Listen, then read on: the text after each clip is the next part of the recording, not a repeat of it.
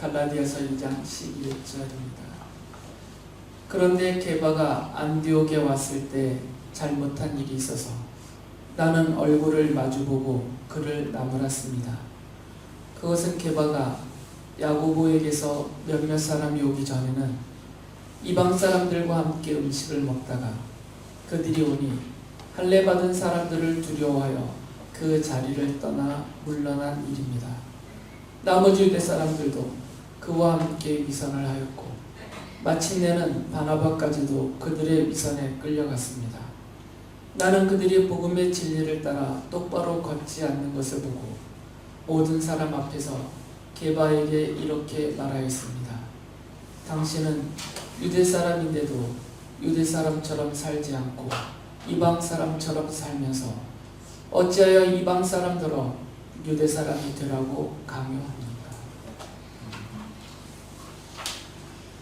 사도행전 10장에 보면 베드로 사도가 하나님께서 명령하셔서 이방인이면서 로마 군대 백부장이었던 고넬료의 집에 가이사랴에 있는 고넬료의 집에 방문을 하였습니다. 그 이전까지는 기록을 사도행전 10장 이전까지만 본다면 베드로 사도는 이방인과 함께 앉아서 음식을 먹지 않았습니다.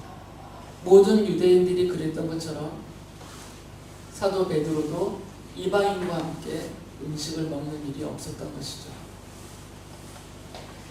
그런데 베드로가 고넬료의 가정에서 십자가의 복음을 하나님의 말씀을 전할 때 성령님께서 그 말씀을 듣고 있는 고넬료의 가정에 모여있는 모든 사람들에게 거의 대부분이 이방인인 모든 사람에게 성령님이 임하셨어요.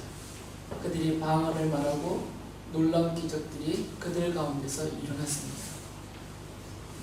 베드로와 함께 그곳에 찾아갔던 고넬료의 가정을 방문할 때 베드로와 함께 방문했던 몇몇 유대인들은 성령께서 유대인 신도들이죠. 유대인이면서 예수님을 믿은 신도들은 이방인들에게도 성령이 임하셨다는 이 사실을 보고 깜짝 놀랐어요. 그 이전에는 상상할 수 없었던 일이었어요. 여호와 하나님은 유대인의 하나님이고 예수 그리스도도 유대인의 그리스도로서 왕으로서 오신 분이기 때문에, 그리고 성령 하나님도 유대인이면서 예수님의 제자요 예수님을 따르는 무리들에게만 임하였다라고 믿고 있었어요. 그러니까 이방인들에 대해서는 이들이 관심을 갖지 않았었습니다. 베드로가 예루살렘으로 돌아가서 고넬료의 가정에서 있었던 그 일을 이야기할 때 유대인이면서 예수님을 믿은 신도들이 베드로를 나무랐어요. 당신은 왜 유대인이면서 이방인과 함께 음식을 먹었습니까? 라고 부짖었죠. 물론 베드로가 하나님께서 나에게 명령하셔서 그곳에 갔고 성령께서 그들 위에 임하셔서 우리에게 베푸신 은혜를 그들에게도 똑같이 베푸셨습니다 라고 말은 했지만, 그러나 유대인 신도들은, 예루살렘에 모여있는 유대인 신도들은 유대인이면서 이방인을 만난다라는 것, 더군다나 그들과 함께 앉아서 음식을 먹는다라는 것은 금지된 사항이었어요. 근데 베드로가 그렇게 했던 것이죠. 이 일이 있고 나서 어느 정도 시간이 지난다면, 정확하게 얼만큼의 시간이 흐른지는 알 수 없지만 얼마 후에 베드로가 안디옥을 방문했습니다. 이 안디옥에는 이미 바나바와 바울이 목회를 하고 있었던 것이에요. 이분들이 중심이 되어서 이방인들에게 복음을 전하고, 대부분이 이방인이면서 예수님을 믿은 이방인 신자들이 함께 모여서 교회로 그들이 모여 이루고 있었던 것이죠. 근데 그곳에 베드로와 또 베드로와 함께한 유대인 신도들 몇 분이 찾아왔어요. 그리고 그들이 이 이방인 신도들과 함께 앉아서 음식을 먹었죠. 베드로의 경우에는 이미 자신이 고넬료의 가정을 방문했던 경험이 있었기 때문에, 그리고 그곳에서 그들과 음식을 먹었고 그곳에서 성령 하나님의 놀라운 은혜와 은총을 경험했기 때문에 거리낌이 없었습니다. 그래서 거리낌 없이, 그리고 베드로가 그렇게 하는 행동을 보고 그와 함께 방문했던 유대인 신도들 몇 분도 이방인, 안디옥이라는 지역이 이방인 지역이니까 그 안디옥 교회로 모이는 이방인 신도들과 함께 음식을 먹고 있었어요. 그런데 아직 음식을 먹고 있는 그 시점에 예루살렘으로부터 유대인 신도들이 또 몇 분이 추가로 내려왔다는 거죠. 베드로를 따라오신 분이 아니고. 그런데 이분들은 당시 예루살렘 교회의 가장 권위 있는 지도자로서 중심이라, 기둥이라고 불려졌던 야고보에게서 온 사람들이다라는 표현을 쓰고 있어요, 바울이.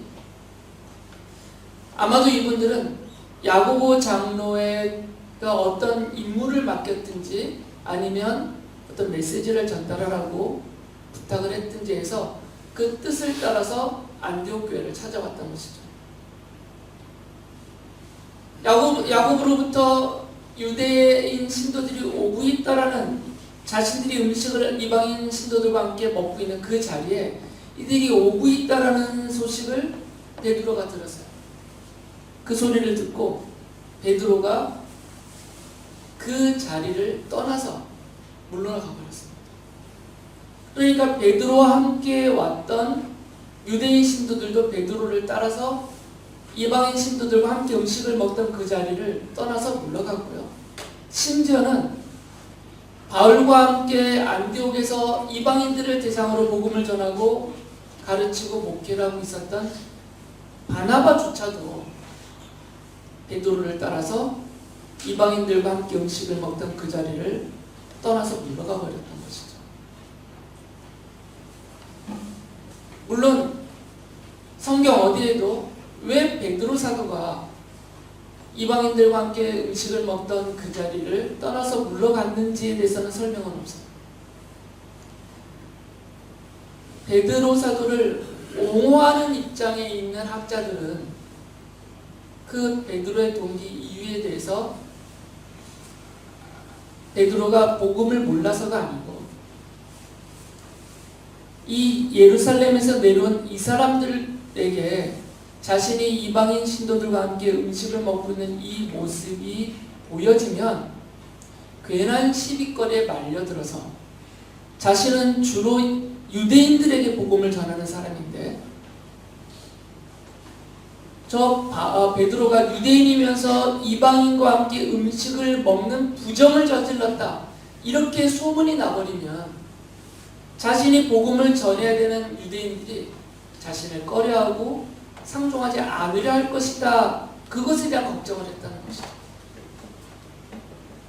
근데 베드로가 십자가의 복음을 제대로 알지 못해서 이런 율법주의와 이런 모든 것으로부터 참된 자유가 없었기 때문에 자신도 모르고 모르는 사이에 그것이 두려워서, 그런 유대인들로부터 정죄와 비난을 받을 것을 두려워해서 떠난 것이 아니고, 자기에게는 아무 거리낌이 없었지만 이미 고뇌를 가지고서 경험을 했으니까, 그러나 유대인들에게 복음을 전하는 일에 이것이 장애가 될까봐, 괜히 시비거리가 되어서 더 중요한, 유대인들에게 복음을 전하는 더 중요한 일을 못하게 될까봐 떠났다, 이렇게 옹호를 하죠. 베드로를 비난하는 사람은, 비록 베드로가 예수님의 제자고 사랑받는 제자이고 사도였지만 베드로조차도 아직 십자가의 복음으로 완전한 자유를 누리지 못하고 있었다. 왜 그러냐면 이 사람은 유대인으로 태어나서 철저하게 유대인으로 살았던 사람이기 때문에 유대인의 율법과 그 관습에 완전히 매여 있어서 순간적으로 당황하여서 자기도 모르는 사이에 이런 율법적인 성향을 갖고 떠난 것이다라고 비난을 하죠. 물론 성경 어디에도 베드로 사도의 이런 행동에 대한 동기를 설명해 주지 않기 때문에 분명하게 알 수는 없습니다.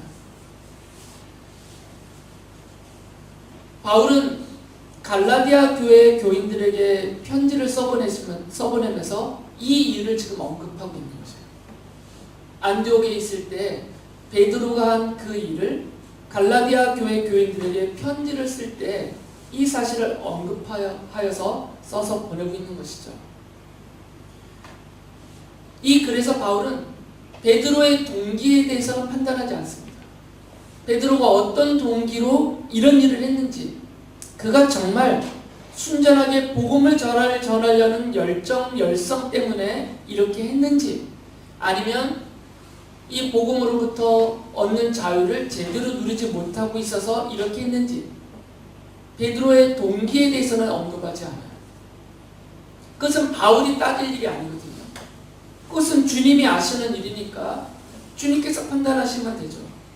바울은 이 베드로의 동기 자체에 대해서는 판단하지 않습니다. 실제로 알 수도 없는 거죠, 자기가. 그러나 바울은 베드로가 자신의 눈에, 그리고 많은 사람들 눈앞에서 보여지게 한 그의 행동, 드러난 행동은 사실이기 때문에 그 사실로서 드러난 행동만 지적하여 그가 복음의 진리를 똑바로 따라서 행하지 않았다. 그의 행동은 그런 면에서 판단을 받아야 된다라고 말하는 것이죠. 바울은 베드로가 아무리 어떤 좋은 복음적인 동기를 갖고 있었다 하더라도 베드로의 그 행동 자체는 베드로 자신뿐만 아니라 베드로와 함께 했던 유대인 신도들, 더 나아가서는 바나바까지도 위선을 행하게 하는 그런 나쁜 영향을 미쳤다는 것이죠. 베드로가 그 자리를 떠나서 물러나니까 따라왔던 유대인 신도들도 함께 떠나버렸고 바나바도 거기 이끌려서 함께 떠나버렸던 것이고, 바울은 그 부분에 대해서 책망을 합니다. 베드로의 위선을 지적하는 것이죠. 베드로의 위선이 그 자신에게 뿐만 아니라 유대인 신도들에게, 바나바를 비롯한 유대인 신도들에게도 다 나쁜 영향을 미쳤다라는 거죠. 베드로야 이미 고넬료의 가정에 방문했었던 경험이 있었기 때문에 이것이 아무렇지 않을 수도 있어요. 그러나 베드로와 같은 경험을 못했던 사람들, 그리고 베드로만큼 아직 복음에 든든히 서 있지 못하는 다른 유대인 신도들은 위선을 하게 된다는 것이고 율법주의에 빠지게 된다는 것이죠. 그래서 바울이 모든 사람들 앞에서 베드로를 향하여서 책망을 합니다. 물론 베드로가 이런 일을 했을 때 그 자리에 바울이 있었는지, 아니면 바울이 다른 일로 그 자리에 없었고 바나바가 베드로의 일행을 대접하고 있었는지, 이것은 알 수는 없어요. 후에 이 사실을 듣고 이 바울이 베드로의 행동이 잘못됐고 이것 때문에 나쁜 영향이 미쳐지고 있기 때문에 베드로를 만나서 대놓고 말을 한 것인지, 아니면 베드로의 이런 행동을 할 때 바울이 그 자리에 있었었는지, 그것은 알 수는 없지만 이 벌어진 일 때문에 생겨난 많은 문제들이 있었기 때문에 바울 사도가 모든 사람들 앞에서, 이 사실을 알고 있는 많은 사람들 앞에서 베드로를 향하여서 직접 대놓고 책망을 했습니다. 자신이 그렇게 했다라는 사실을 말하죠. 갈라디아서 2장 14절에서 이렇게 말합니다. 나는 그들이 복음의 진리를 따라 똑바로 걷지 않는 것을 보고 모든 사람 앞에서 게바에게, 게바는 베드로의 다른 이름입니다. 게바에게 이렇게 말하였습니다. 당신은 유대 사람인데도 유대 사람처럼 살지 않고 이방 사람처럼 살면서 어찌하여 이방 사람들어 유대 사람이 되라고 강요합니까? 바울이 한 이 말은 베드로가 이방 사람처럼, 이방인처럼 이방인 신도들과 함께 앉아서 음식을 먹었으면서 이제는 유대인 율법주의자들의 정죄가 두려워서 그 자리를 떠나면서 자신의 그런 행동으로 이방인 신도들을 향해서 나처럼 하라, 율법을 지켜야 된다, 이런 율법주의를 무시하지 말고 따라야 된다라고 가르치는 행동이 되어버렸다는 것이에요. 베드로 같은 사도적인 권위가 있는 사람이 하는 말과 행동은 그를 따르는 모든 사람에게 가르침이 됩니다. 그러니까 베드로의 이 행동을 보고 이방인 신도들도 우리도 베드로 사도처럼 할례도 해야 되고 율법도 지켜야 되나 보다, 이런 잘못된 가르침을 하고 있다는 거죠. 베드로의 행동이 그렇다는 것입니다. 왜 베드로의 행동이 문제가 됐냐면, 베드로 자신이 하나님 앞에서 어떤 판단을 받던 것은 바울에 상관할 바는 아니지만, 베드로가 한 그 행동 때문에 지금 자신이 목숨을 내걸고 복음을 전하고 주님의 은혜로 구원 얻은 성도들이 함께 교회로 모여서, 이 이방인 성도들이 함께 교회로 모여서 주님을 섬기고 있는데, 이 이방인 신도들에게 율법주의를 가르치는 일이 되어버렸기 때문이에요. 그래서 바울이 지금 베드로를 책망하는 것입니다. 바울이 에베소 교회에 보낸 편지인 에베소서 2장 14절에서 이렇게 말을 했습니다. 그리스도는 우리의 평화이십니다. 그리스도께서는 유대 사람과 이방 사람이 양쪽으로 갈라져 있는 것을 하나로 만드신 분이십니다. 예수 그리스도의 십자가 복음은 이방인이든 유대인이든 혈통과 관습을 가리지 않고 모두가 다 하나님을 아버지라고 부르는 하나님의 자녀로서 하나의 가족, 형제, 자매가 되게 해주셨다는 거죠. 그런데 지금 베드로가 이걸 깨뜨리고 있다는 겁니다. 그 자리에 있었던 사람들은 이방인이면서 하나님의 자녀가 된 신도들이고, 유대인이면서 하나님의 자녀가 된 신도들이에요. 모두가 다 하나님의 한 자녀입니다. 한 가족이고 한 형제 자매예요. 그런데 베드로가 이걸 갈라버렸다는 것이죠. 그래서 바울이 베드로를 책망했던 거죠. 유대인 신도들이 이 당시에요. 지금이야 이런 거 아무 문제가 안 되지만, 초대교회 이 당시에 유대인 신도들이 이방인 신도들을 만나고 그들과 함께 앉아서 음식을 먹는다라는 것은 십자가의 복음을 몸으로 실천하는 것이었어요. 이것은 십자가의 복음을 받아들이지 않고 믿지 않고 그 복음으로 죄와 비참함과 사망과 모든 율법에서 자유함을 얻지 못한 사람은 할 수 없는 일이었어요. 유대인이면서 이방인 신도들과 함께 그 자리에 앉아서 음식을 먹는다는 이 행위는 단순히 허기를 치우는 일이 아니라 십자가의 복음을 실천하는 일이란 말이에요. 근데 그것을 지금 왜곡시키고 방해하고 있는 것이죠, 베드로가.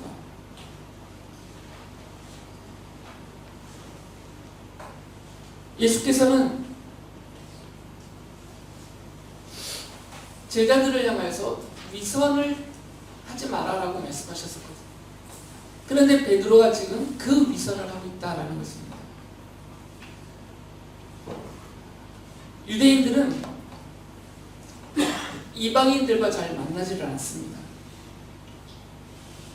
왜 이방인과 만나지 않냐면 이방인들은 부정한 자다라고 여기고 있기 때문이에요. 그러니까 베드로가 이방인과 함께 있는 자리를 떠나 물러가 버린다는 얘기는 이 이방인 신자들은 부정한 자다라고 선언하는 셈이 되는 것이죠. 왜 유대인들이 이렇게까지 생각했냐면, 이 유대인들은 그 율법을 확대해서 그랬어요. 이방인들은 부정한 자다라고 적용을 했던 것이죠. 갈라디아서 2장 13절에 보면 그 결과가 이렇게 비춰집니다. 나머지 유대 사람들도 그와 함께 위선을 하였고 마침내는 바나바까지도 그들의 위선에 끌려갔습니다. 베드로 개인의 문제가 아니라는 겁니다. 특히 권위가 있는 다른 사람들이 이렇게 듣고 따를 만한 그런 권위를 갖고 있는 것들이 하는 행동은 그 개인의 행동으로 그치지 않아요. 다른 사람들에게 긍정적이든 부정적이든 영향을 미치게 돼 있다는 것이죠. 그래서 예수께서 제자들을 향하여서 이렇게 말씀하셨어요. 마태복음서 6장 5절에 보면 너희는 기도할 때 위선자들처럼 하지 말아라. 그들은 사람들에게 보이려고 회당과 큰 길 모퉁이에 서서 기도하기를 좋아한다. 내가 진정으로 너희에게 말한다. 그들은 자기네 상을 이미 다 받았다. 위선이라는 게 무엇이냐면 사람 앞에 드러나기 때문에, 사람에게 보여지기 때문에 내가 믿고 있는 것, 내가 가지고 있는 것, 이런 것들을 숨기거나 가린다라는 거죠. 이게 위선인 겁니다.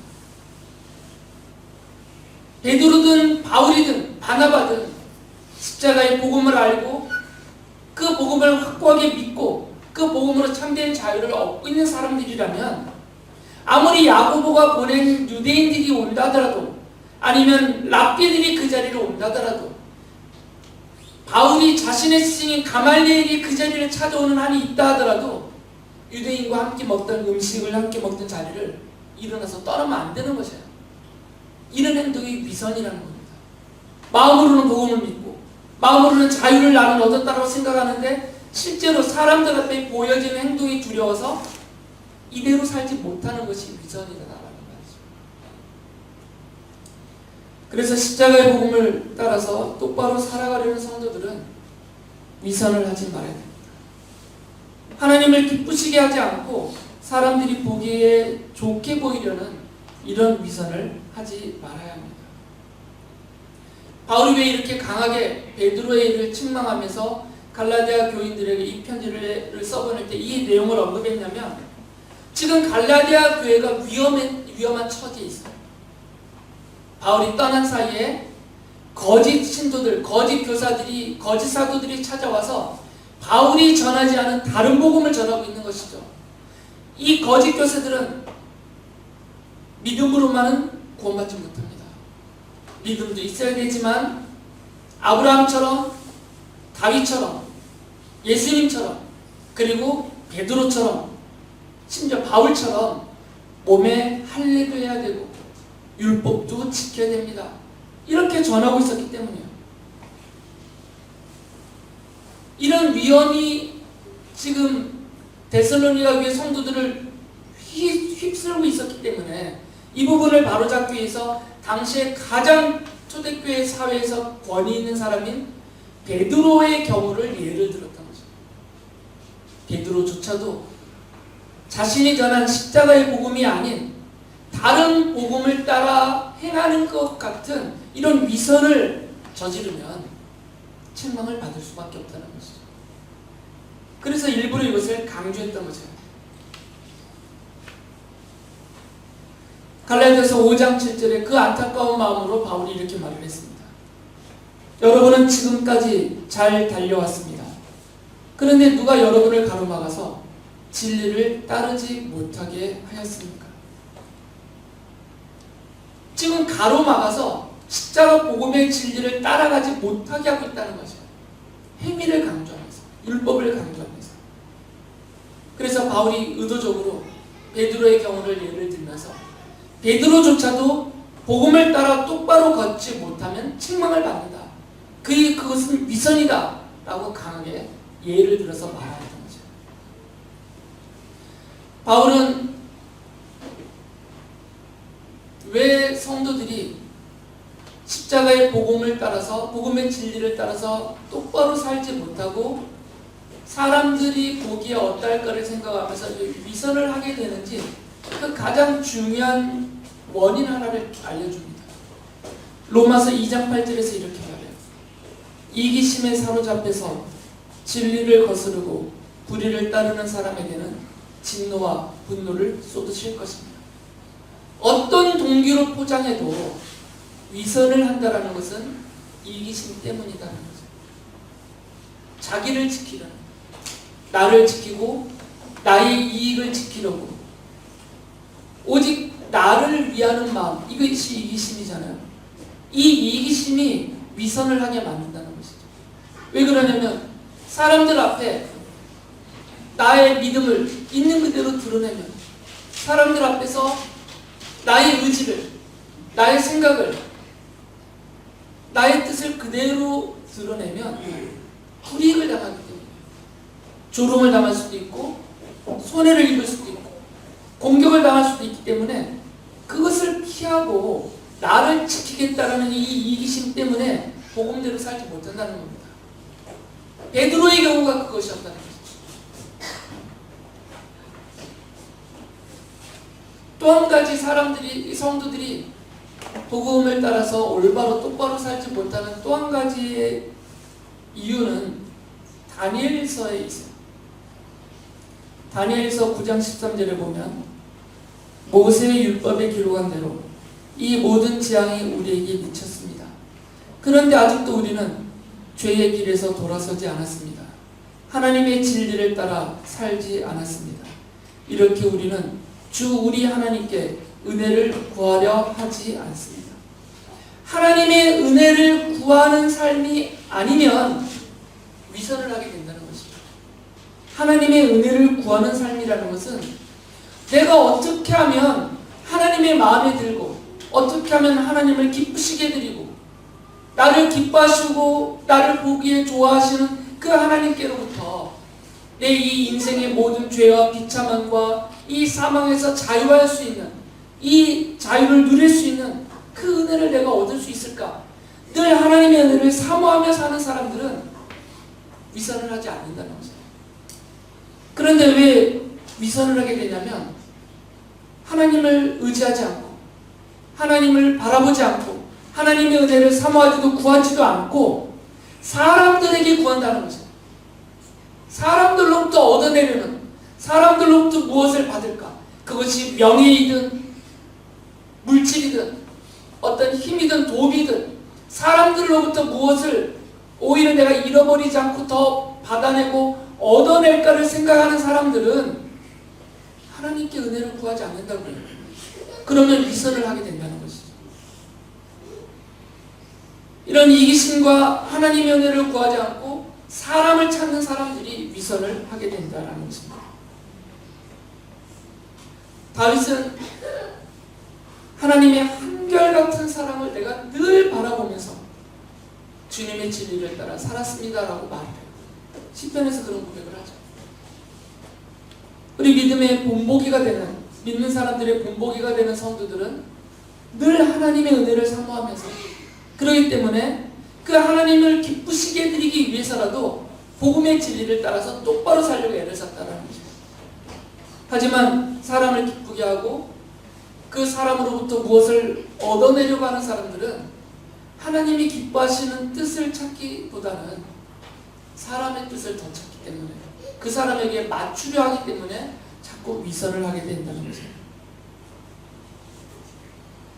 바울이 이런 말을 합니다. 고린도후서 4장 2절에 보면 우리는 부끄러워서 드러내지 못할 일들을 배격하였습니다. 우리는 간교하게 행하지도 않고 하나님의 말씀을 왜곡하지도 않습니다. 우리는 진리를 환히 드러냄으로써 하나님 앞에서 모든 사람의 양심에 우리 자신을 떳떳하게 내세웁니다. 자신들은 위선을 하지 않았다는 거죠.